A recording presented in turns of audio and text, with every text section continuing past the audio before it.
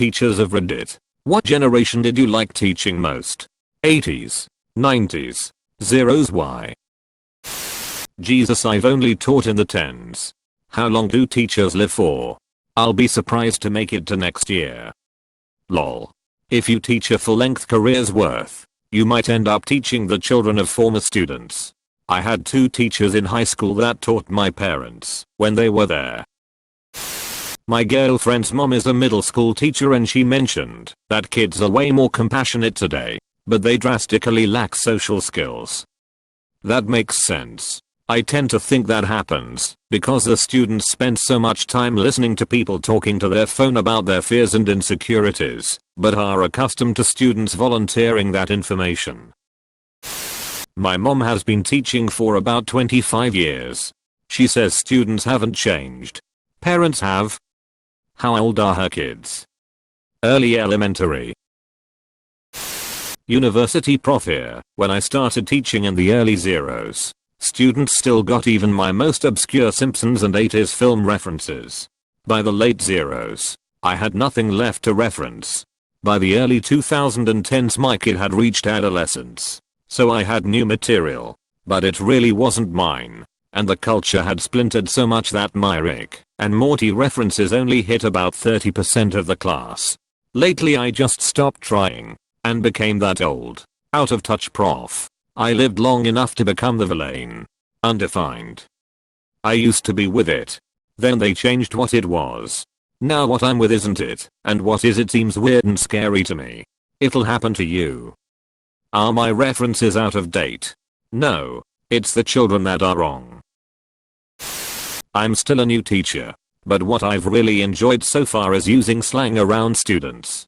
Saying yeet gets a completely different reaction from 10th graders' eye rolls and 5th graders' glee, and I love either one. I teach middle school, and one of my favorite things is making references to be cringy. Even better is using references wrong. Example. Great point, Jessica. That was a very yeet observation. I can't offer what my favorite science teacher told us in regards to why he chose to keep teaching for so long. He was in his 70s and had been teaching since he was in his 20s. I'll quote him as best as I can remember: the kids change, the clothes change, the attitudes change, the science changes. I lived through times when women couldn't learn science like men, and when people refused to teach people because of the color of their skin. The one thing that doesn't change is the hunger for knowledge. I get new children every year who I truly enjoy teaching. Some kids don't want to learn, but there are always the special few that find wonder in science. I continue teaching for those kids. The ones who find the wonder and joy behind science. There are more and more of you each year, and it truly fills me with joy. So I'm guessing his favorites were the kids in his last teaching year 2008 when he died. In the case of our food tech teacher, she hated all children equally. My science teacher told me, when I went to university, I didn't attend the classes. I didn't do any of the homework. I just showed up and passed the tests. When I wasn't at work or taking a test, I was at the bar having fun. Eventually I had to get my speep together because they made it where you couldn't pass the classes if you had poor attendance and low homework grades. You remind me of my younger self.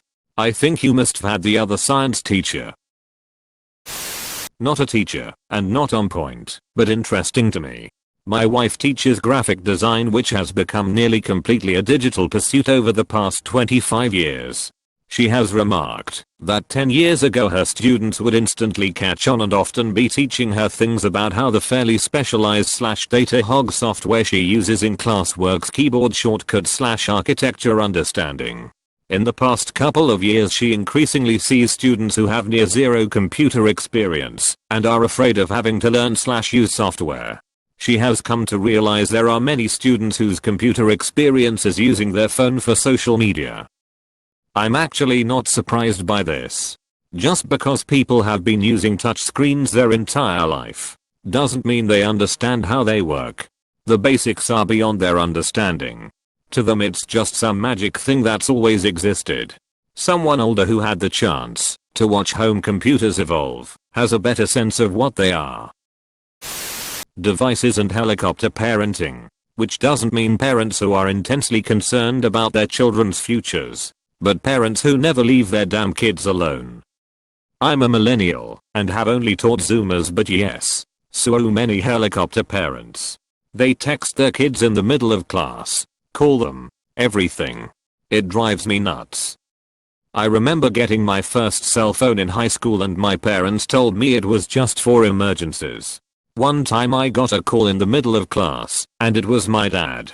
I got up and went out into the hall to answer despite the teacher's threats to punish me. I answer in a panic to find out my dad isn't happy I've been staying up late and wants to talk that night.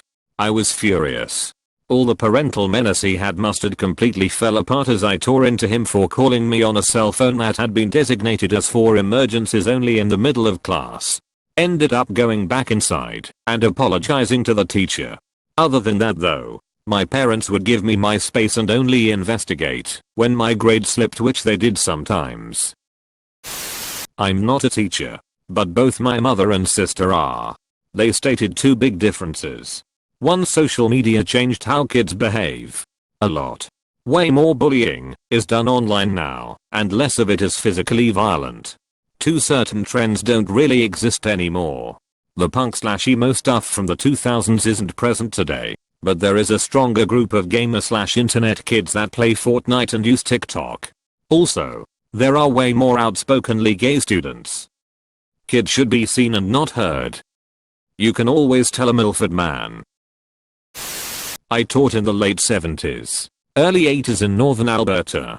The nice part about being that early in my career, plus in northern Alberta, was that you could pretty much do whatever you wanted. My kids found an injured duck on the playground, and we brought it into the classroom and spent weeks nursing that duck back to health. As the duck grew stronger, he would do these practice flights in our classroom to the point where he would do a couple of laps around the room and my kids wouldn't even get excited about it.